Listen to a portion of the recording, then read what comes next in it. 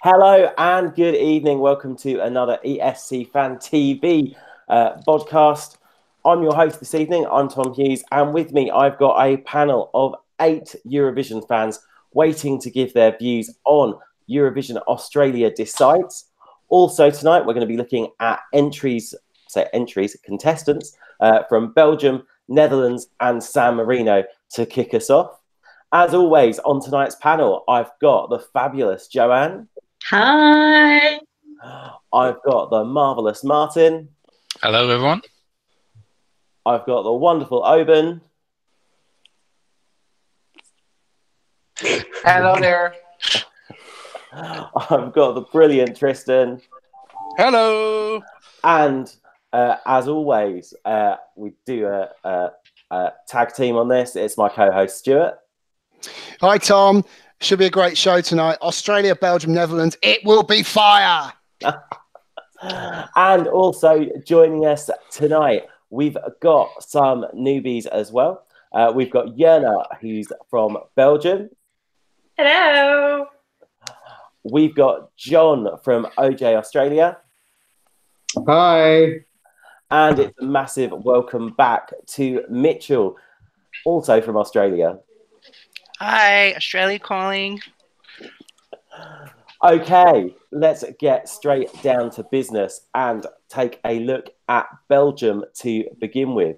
So, Belgium, if you're an ESC fan, you will know Belgium alternates with the broadcaster as to who takes responsibility for their Eurovision entry.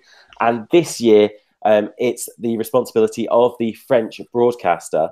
They've selected Eliot Bassamie, who is going to sing a song composed by Pierre Dumoulin. Eliot won The Voice 2018 in Belgium.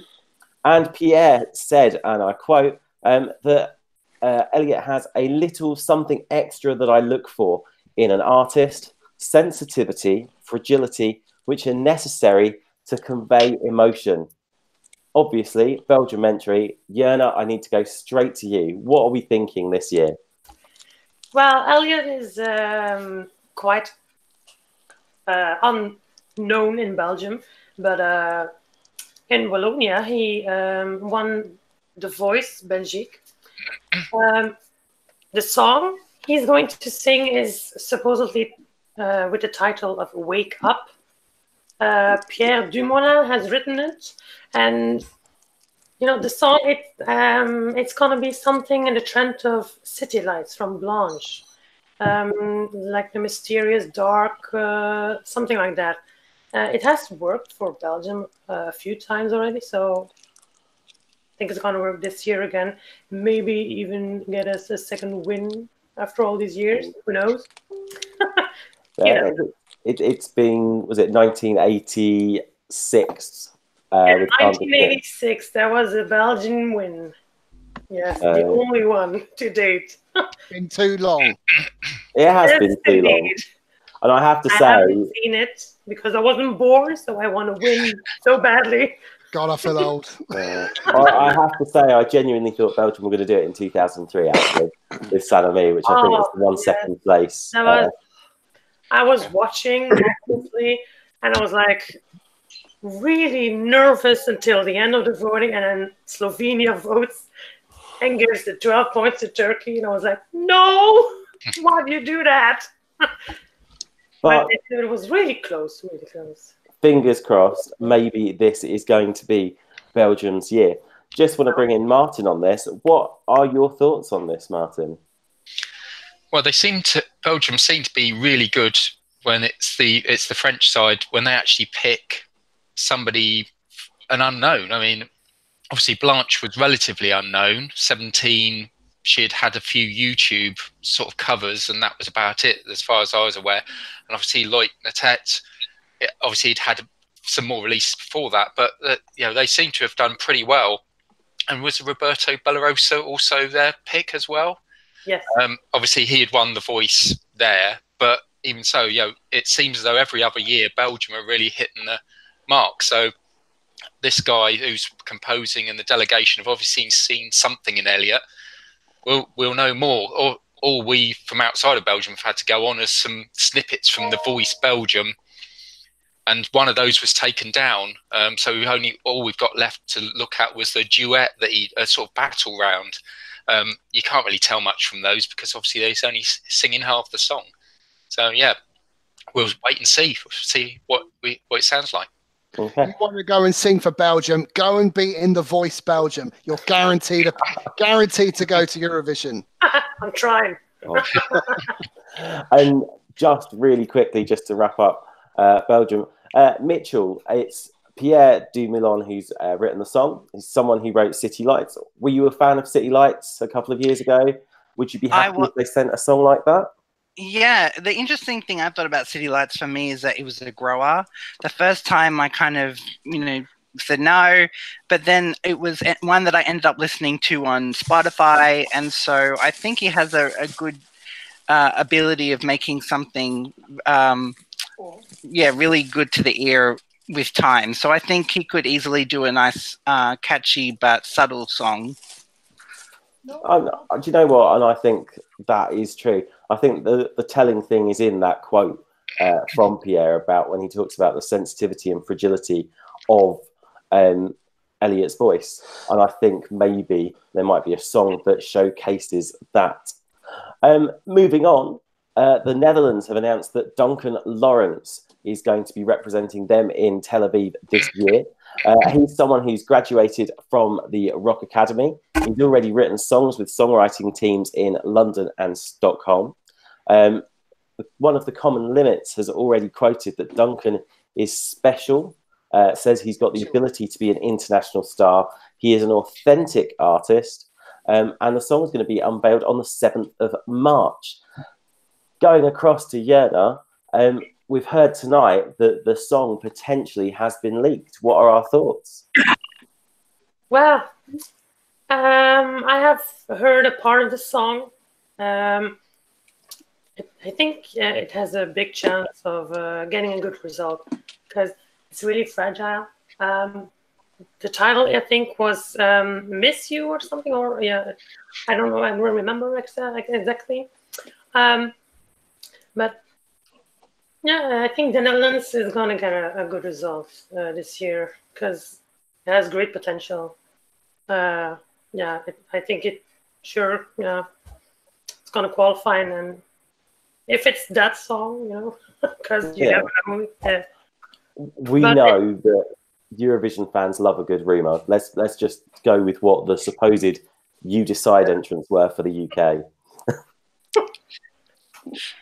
Can't we just bring back Ogene and Lights and Shadows? I mean, that was, that was such a fantastic song. And I mean, as much as I like Waylon, his song really sucked last year. Yes, I thought it wasn't that good. His song with Ilse de Lange in 2014 as the Common Limits was way better. I think the Common Limits was exceptional, though. I mean, that was a song that I never rated on the listen to at all. And then that semi-final performance literally just blew me away from the opening shot. I was just like, oh my God, this is like a real contender for first place. And I think it does prove that if the performance is there, then we can actually get really good, you can get a really good result. It comes out of the left field. I mean, just bring Tristan in. I mean, Tristan, what are your thoughts, particularly on the Netherlands' performances over the past few years? Because I've always had this view that the Netherlands sometimes can be underrated, I think, by fans and by the votes as well. What's your take on this? Well, I mean, I absolutely loved Anouk and Joan Franke. They were fantastic. I couldn't really get what everyone else saw in Waylon or Ogene or some of the others. I mean, they sort of like they have good times and have sort of like really quite naff ones. I mean, I really loved Sieneke, Shalali. That was fantastic.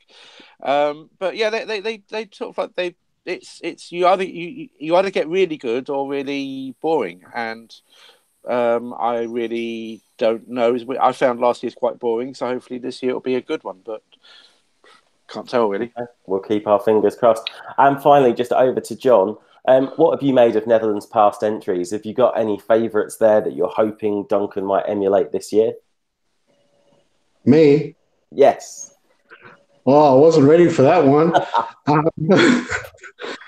I'm really a Eurovision virgin, so I will pass on that one and give it to. Okay.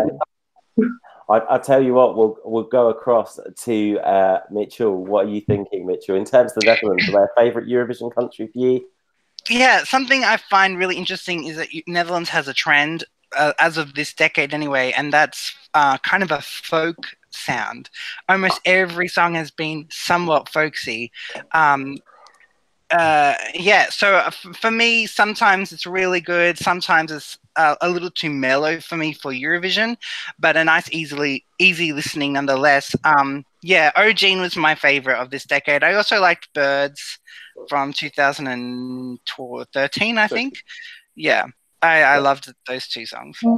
Yeah, I have to say, Eugene for me I was absolutely gutted that didn't do even better on the night, because I absolutely loved that song. Moving Can I just on. make a point though, Tom? On, I mean, yeah. I'm a big fan of Birds as well, and in particular, I really like Laurence Tesoro.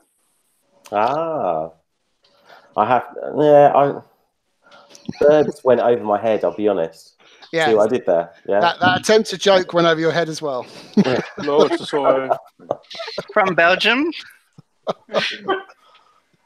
Anyway, moving on. Moving on. San Marino. It's their 10th year in Eurovision this year. They've only qualified for the final once. Valentina Monetta has sent many a song to Eurovision, but in a rival for that record, they are sending Serhat. He participated for San Marino back in 2016, where he failed to qualify from the semi-final. He came 12th out of 18 there with 68 points. Oben, I know you're dying to comment on Serhat's participation. I know. I just, you know, I had no idea before 2016 who is Serhat. Does he even exist, or was he a musician? I don't care about his past. I don't care about his future. I care about his song in 2016. It was such an original sound, such an old school sound. 70s, 80s, classy staging. I know he's not a powerful singer, but he just had the vibe, had the charisma. The song had the charisma. If you just listen the melody, the music behind, it's delicious music. It's real music, instrumental music. It's not fabricated. I loved it. It should have qualified. It should have done top 10, top 5 for me. But I hope this year it's going to come back with the same style, more delicious song. I'm really hopeful. I know I'm one of very few voices that could say such things about Serhat and his participation, but I just love him. I'm obsessed with him. His last song, and I'm sure if he keeps the same trend, I'll be obsessed with him as much. Stuart, just want to bring you in on this as well. San Marino, obviously, have only qualified for the final once. What have San Marino got to do this year to get in that final for a second time? Well, maybe try different artists would be a good idea. I mean, I mean, we've established there's only 7 people live in San Marino. Maybe there's a time to give at least one of the other 5 a chance. You know, I think it's well known it costs €25,000 to participate for San Marino Eurovision. I think I'm going to start up a crowdfunding page and see if I can go to San Marino next year, because I think it's clearly quite achievable. This is an opportunity for us all to become a Eurovision legend. Serhat for the win. I'm on board the Serhat train. Get in there. On board the Serhat train. Joe, are you on board the Serhat train this year? Oh, I am. I love him. It's going to be great. And I was just, as I was saying earlier, I love to see him at the pre-parties. So if you just happen to be watching London, Amsterdam, we want him at the pre-parties so we can see him. Okay. Right, moving on. Let's get down to the real nitty-gritty of tonight's show, which is Australia Decides. So far, we've got 6 songs commercially released for this event that is going to be broadcast on the 9th of February. And tonight, we're going to take you through all 6 songs. Now, if you are currently watching on YouTube, don't forget to hit that like button. Don't forget to hit that subscribe button. Okay, if you've just found us on Spotify, if you've just found us on TuneIn, okay, check us out on Facebook, check us out on Insta. And let's get stuck in straight away with the first one I want to look at tonight, which is Alfie Arcuri with the song To Myself. He's won the 5th series of The Voice Australia. He's released an album, Zenith, which reached 5th in the Australian charts. Let's go straight across to Stuart. What are we thinking, Stuart? I think this is a fantastic, fantastic song. I heard this. I'm thinking this is a wonderful, uplifting ballad. It says, I don't do this for so long. How could I do this to myself? I'm not sure what he's doing to himself, but he needs to stop it. It's causing him pain. Stop doing that to yourself. Keep singing, though. It's a fantastic song. Great performer. And he won the 5th season of The Voice, as you quite rightly said. He had an album released in 2016, which went number 5 in the Australian charts. Sort of reminds me a bit of Isaiah from 2017, Don't Come Easy. But I'm liking this one. I think this is a potential contender for Australia. Yeah. John, would you be happy if this song represented Australia this year? Look, I'm a little bit of a Eurotrash sort of person. I love my boppy numbers, but I must say, out of all of the performers, he's got a very strong voice. He's got a strong message. We actually interviewed him today, but I haven't actually had a chance to see the interview. It'll be popular and it'll be catchy on the day. It just depends on his performance on the night, whether he can seal it. Okay. Tristan, do you see this as being a potential winner for Australia? Not personally. It's not one of my favourites. In fact, not really that keen on it at all. I don't really see what everyone else sees in his voice. I find he almost quite sort of struggles a little bit. I don't know. I mean, it's just it's not one of my favourites, but I do quite like the song. If you listen to the song again and you have Atomic Kitten's Whole Again in your head, that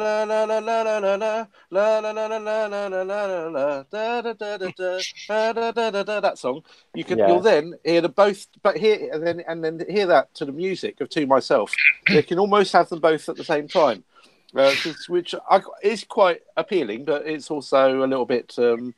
You think you then can't get that out of your head. So I listened to it twice today, and I kept thinking it's exactly the same tune, isn't it?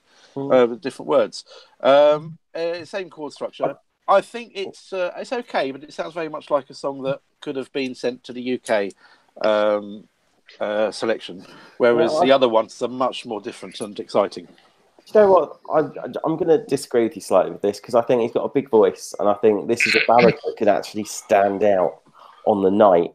I think he's got a really good chance there. He's obviously got a good pedigree. But then again, so have some of our others. AYDEN is the next contender to look at this evening with his song Dust. He was one of the 4 finalists in 2018's The Voice Australia.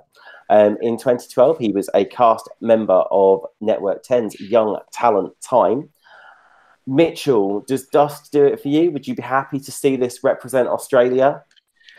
Yeah, it was really interesting. I didn't know what to expect with him, and the song is actually pretty good.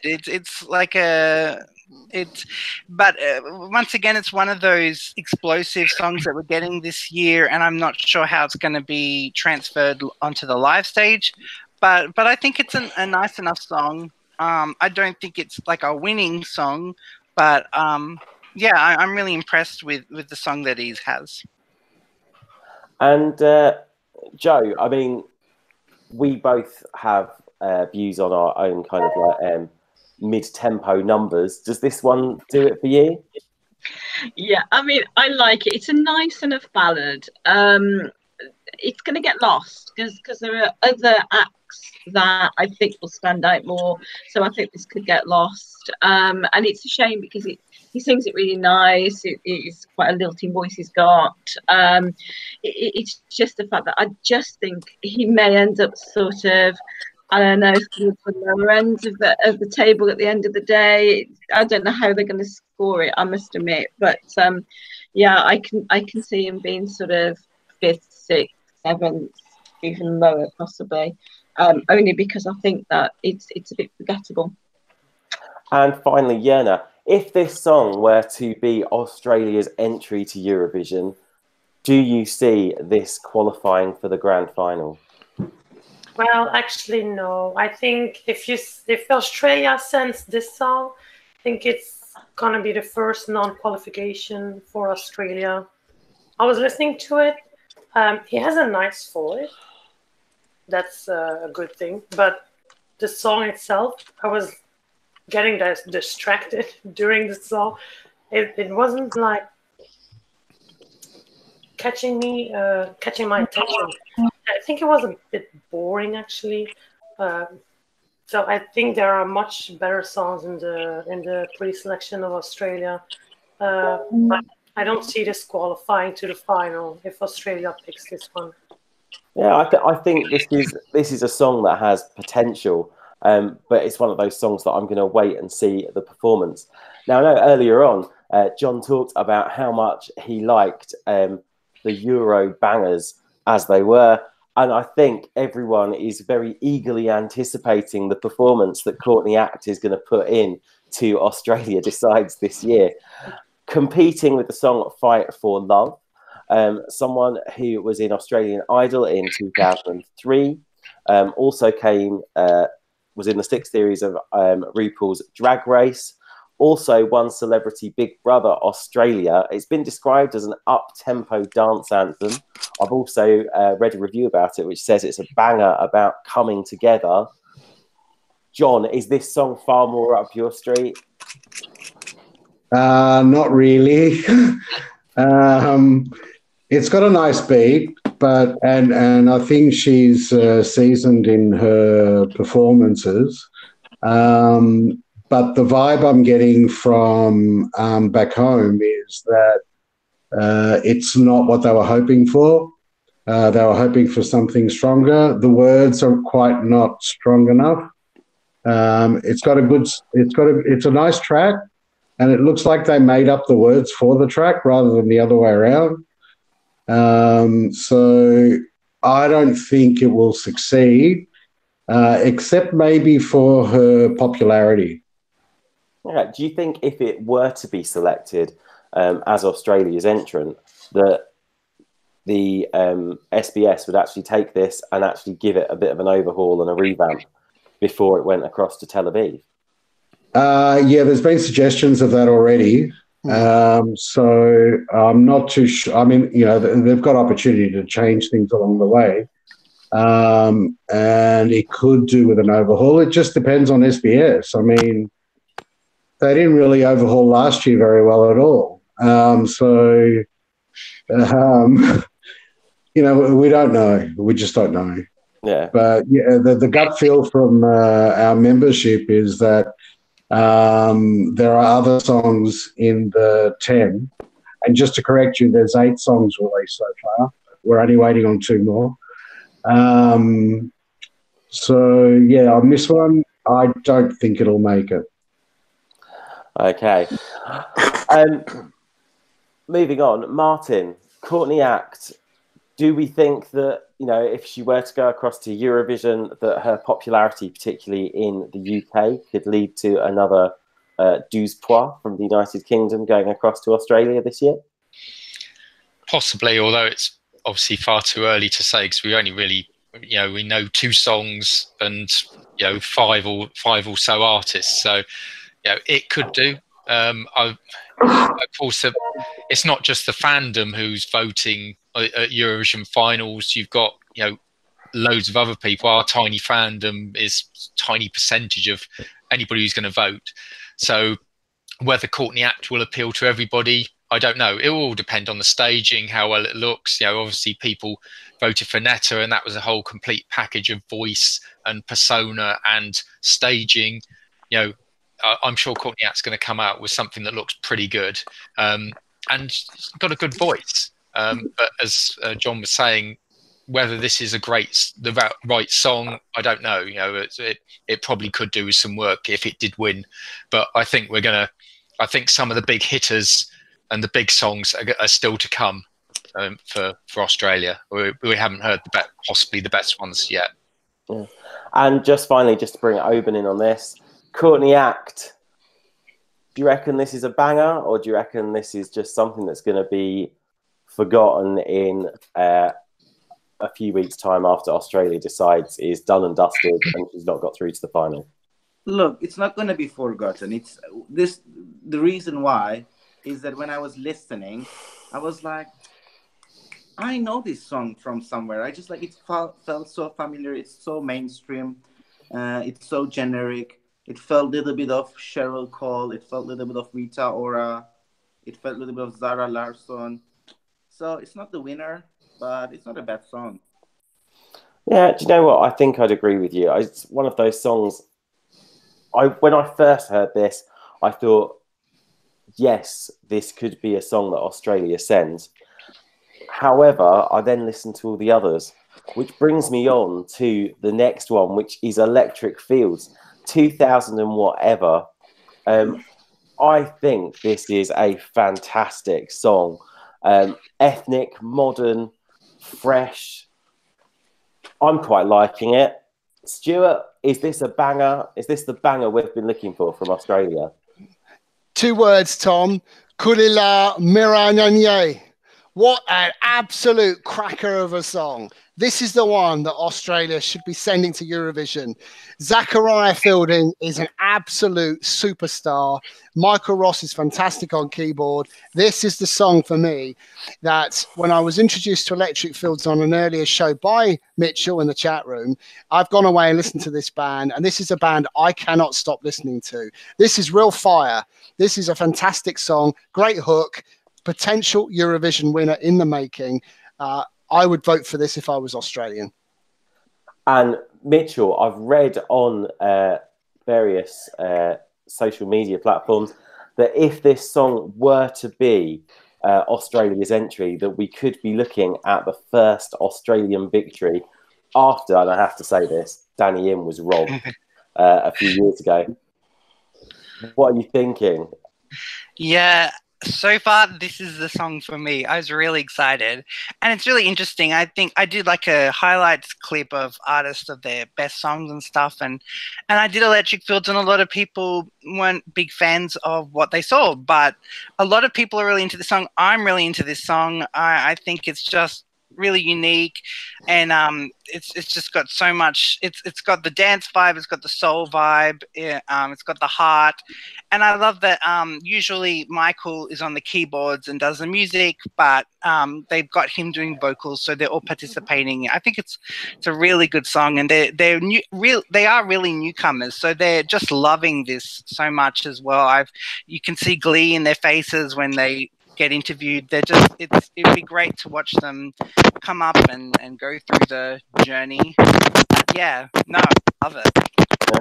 And Yerna, just bringing you in on this, it's been said that Eurovision songs work best when a song has something to say about the country that it's representing, as well as having an excellent tune.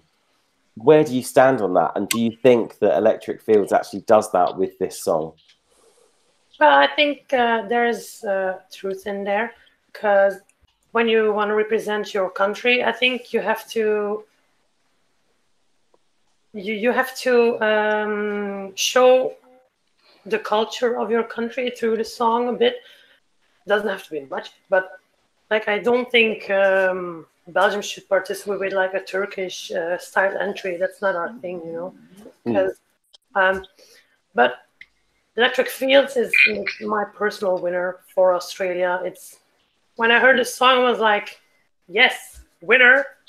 I'm like, if you send this, it could be like top 5 at Eurovision. It's really a great song. It has a little authentic or Australian sounds to it. I think this is going to be the Australian song for 2019, and it could be top 5 for me because I'm going to vote for Australia. I was going to say, would you vote for this if this was their song? Totally, I would totally vote for it. Yes. Yeah. So you heard it here first. This could be Belgium giving deux fois to Australia. However, there are some other songs for us to review as well from Australia Decides. Leea Nanos has entered with the song Set Me Free. She's only 16 years old. I've had a look on her YouTube channel today. Quite a YouTube sensation there. Stuart, what are we thinking? Leea Nanos, Set Me Free. Take my soul, take it all. Oh, set me free and leave me be. Fantastic lyrics. This is a good song. This is a very good pop song. Very underrated. I'm not seeing too many. I'm not seeing it too high on the chart in terms of the voting, in terms of the polls. But I do think this stands a chance of doing really well. For me, it won't eclipse Electric Fields. And I'm also mindful of what John said. There's another 4 songs that I've not heard yet. You mentioned there's 8 songs that have been released, John. I've not heard more than the 6 that we're discussing this evening. Out of the 6 I've heard, the 2 favourites for me would be Leea Nanos and Electric Fields, with Electric Fields just ahead. But I'm really keen to sort of see what Leea Nanos can do in this final, because she could be the surprise package. And good luck to her. Yeah. Mitchell, is this a surprise for you? Is this the surprise package you've been waiting for? Yeah, I didn't know how it was going to go, but yet I kind of did. I really hope she got a good song, and I think it's a really good song. I think she has a really unique style. I know she says that she loves R&B, and I can tell by her passion for it. I think her voice, like I said, I still get a Charlotte Church vibe from her, and I think she's just this song is a grower as well. I've been listening to this on my Spotify a lot, and 2000 whatever a lot on YouTube. So I quite like it. I think it's really powerful. I think with the lights going around, the pyrotechnics and everything, I think it could be really good as well. And I really hope she's at the top of the leaderboard. I think the jury will vote really well. And even if she doesn't win, I think this will be really good exposure for her in the Australian market anyway. So, yeah, I'm happy for her. Yeah, just to bring John in on this, because I could see you were itching to go. If it came to a choice, John, and you had 2 songs to vote for, you had Electric Fields or Leea Nanos, where are you going to stand on this? I think you know the answer already. I will have to go with Electric Fields. But she's done an amazing job. She wrote the song, and from what I understand, and then she was given the option to sing it rather than it going to someone else. So she's done well for a 16-year-old, and it's good to see some diversity in the mix of 10. And youth is in there, which is good. Yeah. And to bring Joanne on this, is this doing it for you? Is this something that you would potentially vote for? Yeah, I like it. It's a good pop song. Again, I'd choose Electric Fields over her, but I think she'll get a top 5 in Australia, and probably even top 3.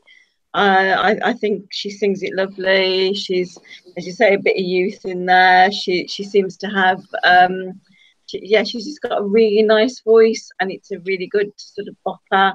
Yeah, let's say top 3, top 5. Can I just add something to that? I completely overlooked that she's 16 years old. Her voice is so mature, and she's got great range for someone 16. Look, if she doesn't win this final, what this will do is propel her career, not just in Australia, but also internationally. And I wasn't aware of the backstory there, John, that she was given the opportunity to sing it. But I think that's great. And good on her to sing it rather than say, no, let's release it to a more well-known artist in Australia. Go and sing it. Go and propel yourself in an international market. Go and grow your followers on Spotify and YouTube and wherever. Good luck to her. And maybe, you know, if she does it, great, even better. If she doesn't, maybe we'll see her back next year or the year after. Or she could build up her followers, Stuart, and be back on Eurovision next year, giving it another go as well. Yeah, absolutely. Yeah, that's my point. And Marino. could well be. Just finally bringing Tristan in on this track. Where do you see this track finishing on the night then, Tristan? Actually, I also find it's a bit of a grower. The very first time I heard it, I wasn't so keen. I thought it was a little bit monotonous because there's sort of like the first little bit, it's sort of like just sort of 3 notes, and then the next bit is another 3 notes a bit higher. But the more I hear it, and I've heard it 3 times today, I like it, and it's starting to really grow on me. Of course, a lot of the audience voting on the semi-final won't have that opportunity to hear it more than once. I do like it, and I think her voice is absolutely beautiful. One thing which I would say is I was expecting maybe the ending to be a little bit more different, because what you get sort of like this verse at the start, and then you get a chorus. So actually, just before the chorus, you sort of get like a pre-chorus. So you got the verse, and then it sort of like changes slightly, and then you get the chorus.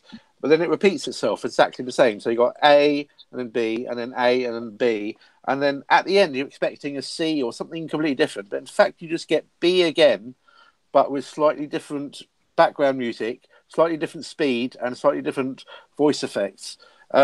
And I was just sort of really expecting that last third to take you somewhere different. I think, in fact, it's the same bit. It's repeating "Take It All, Set Me Free" over and over again, but to a different background. But I do love it. I do. I'm really loving it. The more I hear it. Yeah, and I you know what? I'll be surprised if she doesn't actually push top 3. Although I do think one contender for a top 3 place on the night is going to be the final track we're looking at this evening, and this is Mark Vincent's "This Is Not the End."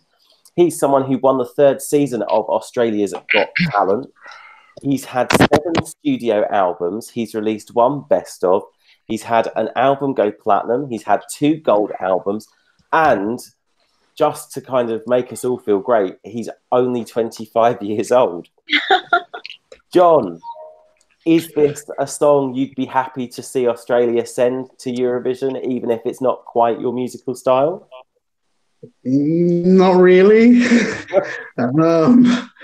It's a nice song, but sorry, it reminds me of the Phantom of the Opera, and a couple of other tenor type songs that we've had of recent years. It's powerful, it's strong. His voice is amazing. It's just not Eurovision for me. Do you know what? And John, you're giving me a great segue into my next question, which I was going to pose to Martin, is this song too different for Eurovision? I mean, yes, it's not going to appeal to Eurovision fandom, but it might appeal, I mean, just purely thinking for the Australian national final, it depends who's actually going to be watching.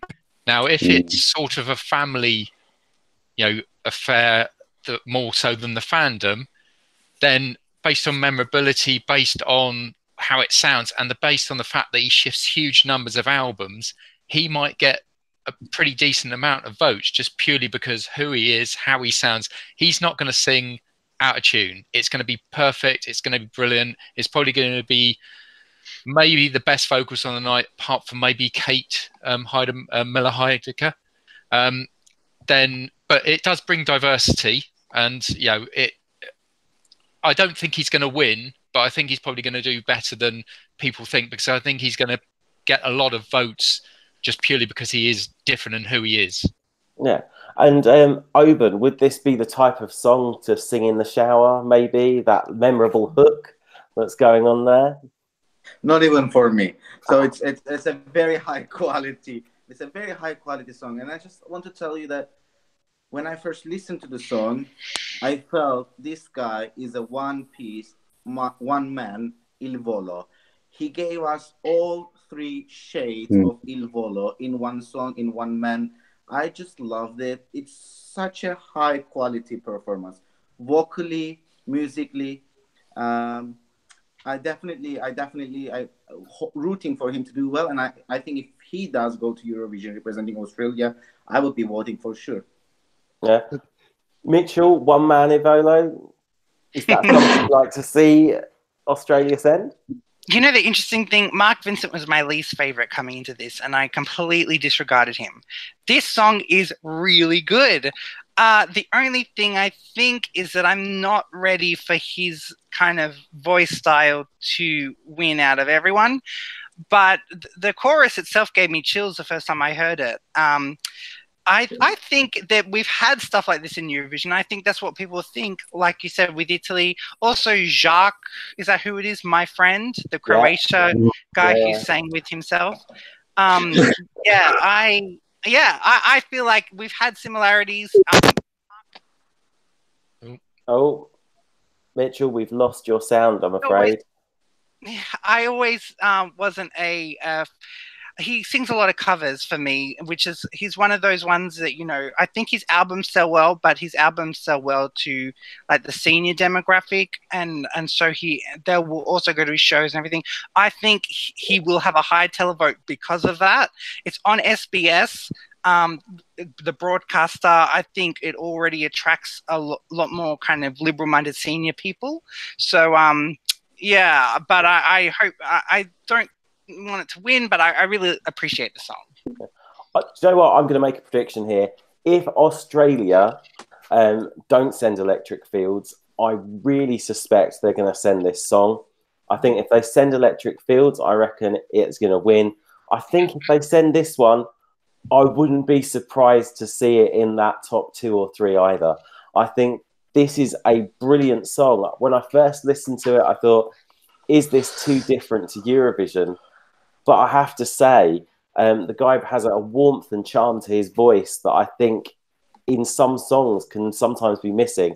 And if his performance is just like half as good as this audio track, he is going to do very, very well on the 9th of February. So that's the 6 songs covered for this evening. We've got 4 songs still to come that we've got to listen to. There's Ella Hooper with Day to Dust. There's Kate Miller-Heidke with Zero Gravity. Sheppard, On My Way. And Tanya Doko with Piece of Me. Now, on Sunday night just gone, Operation Triunfo was on in Spain. And I probably pronounced it totally and utterly wrong. I know that for a start. But despite what we said, with all these predictions that we made, they sent Venda, sung by Mickey. Tristan, give us an overview of what happened. Venda was always quite popular amongst amongst the fans. I really don't like it. I really thought Muérdeme would win. It's a fantastic song by Maria Villar, written by El Sueño de Morfeo, or written by the two male components of El Sueño de Morfeo, who represented Spain a while ago. The problem was Maria didn't want to go to Eurovision. She made that quite clear that she wasn't keen on going, and the fans, I guess, listened to her. Which is probably why, in the end, she came second instead of first. She wasn't really into it. I mean, if you saw her performance, she wasn't really engaging with the public. She was really trying to make it quite clear that she didn't want to go. I feel sorry for the song composers, to be honest, because she didn't put in the best performance that she could have. As for Mickey's song, I think it's pretty poor. The Spanish don't really like it. Well, very much. Of the proper Euro fans that I'm reading, I read their forums. They're not that keen on it. They all wanted Maria to win. It's okay. To be honest, I preferred the one that came third of Mickey's 2. But my favourite was in fact the one that came third, the Natalia Lacunza, La Clave, and I thought that was the one that was the best on the night, the best song and best singer combination.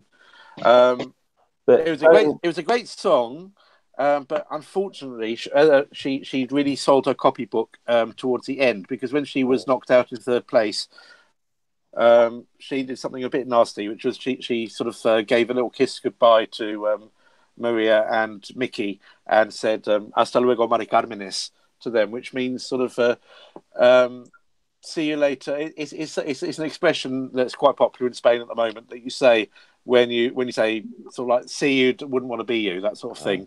It's a sort Tristan, of similar thing. Yeah. Sorry to cut you off there. Honest opinion, where do you see Spain finishing on the night? Because they've gone with the Venda, they've gone with bottom three. Bottom three. Yeah, if they're lucky. Well, you never know. They could turn it around on the performance. Now, just before we head off this evening, there is one very important thing I have forgotten to do, and that is, who do we think is going to actually win in Australia? Joe, Anne, who are we going to send? Who do you reckon Australia's going to send? Based on the 15-second clip, I actually think it'd be Sheppard. Okay, Yuna, what are we thinking? I think Electric Fields is going to win Australia Decides. Okay, John? I heard Zero Gravity today by Kate Miller-Heidke, and I think it'll get through. Okay. That's do you know what? And that just flags that up to me. I'm going to hunt that out once the show's over. Martin, what are we thinking? I think it's going to be somebody that we in the UK haven't heard before. I've just seen Data Dust by Ella Hooper is actually out. I've not heard it because I've got it ready to listen to when we finished here. And I'll play it on my radio show because I've actually got it downloaded already. I'm looking forward to hearing Kate's. I'm looking forward to hearing Sheppard. I personally think it'll be one of those. One of the ones we haven't heard yet will win and go through to Tel Aviv. Okay. Mitchell?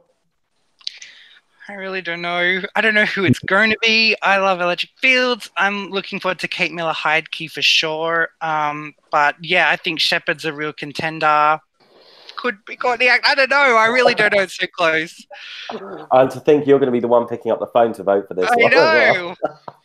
Oben, what are we thinking? Well, I think I'm going to go with Mark because it gives me the relief that, every Eurovision Song Contest must have a power ballad. And I think as soon as we guarantee Mark, I will be relieved. Now we have the song. Now we have the song is going to break our heart and ruin us on that 3 minute. And I will be safe for this Eurovision. I wouldn't be worried. Tristan? Well, I really, really hope that Electric Fields wins because I adore that song. But I have a feeling that Sheppard is going to be a cracker. I haven't heard that 15 seconds, but I've heard Geronimo. I've heard a lot of other stuff they've done. It's really current, and I really like it. And I think if they've got a good song, then they're the ones to beat.